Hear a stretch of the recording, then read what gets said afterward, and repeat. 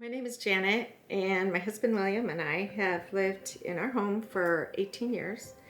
And it got to be where our skylights started to leak, and we would have to put plastic on the furniture in the heavy rains. And I got the bids, and they were pretty high, so I just thought, well, we'll have to put it off until I can earn some more money to pay.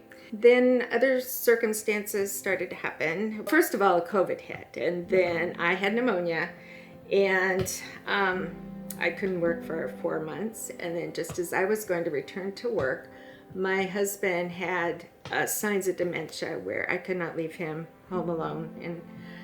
And I wasn't able to work, so we didn't have the income coming in.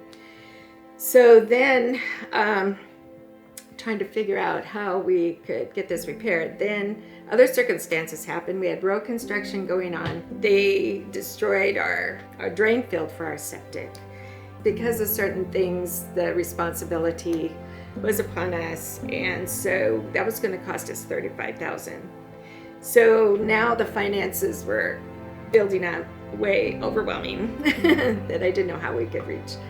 So January of this year, my husband had COVID, and then he was in the hospital from January 28th till March 9th. He went to a rehab, was there for about 3 or 4 weeks. Then he fell, broke his hip, then had to have surgery, and then he went to another rehab. And so he is there now recovering from that, and he needs more care than what he can get at home right now.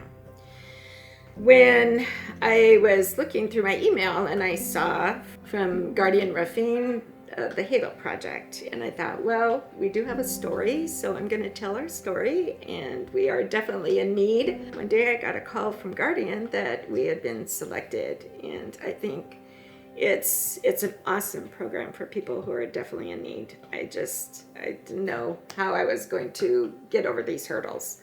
I'm so glad that Guardian is going to be a part of our story, and we can't wait.